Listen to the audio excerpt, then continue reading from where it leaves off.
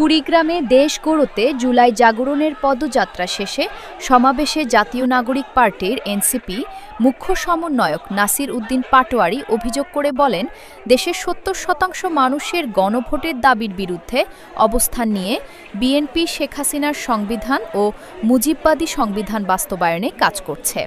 তিনি আরও অভিযোগ করেন, ২০২৪ সালের আন্দোলনে নিহতদের খুনিদের বিএনপির নেতাকর্মীরা অর্থের বিনিময়ে ছাড়িয়ে নিচ্ছেন এবং ব্যাংক, শিক্ষা প্রতিষ্ঠানসহ বিভিন্ন প্রতিষ্ঠান দখল করা হচ্ছে।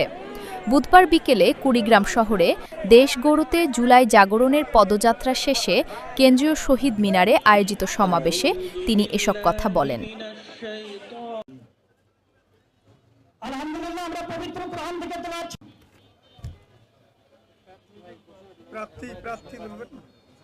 আমাদের কাছে চলে আসেন, এখানে আমাদের সামনে এসে বসেন, আমাদের সাথে চলে আসেন।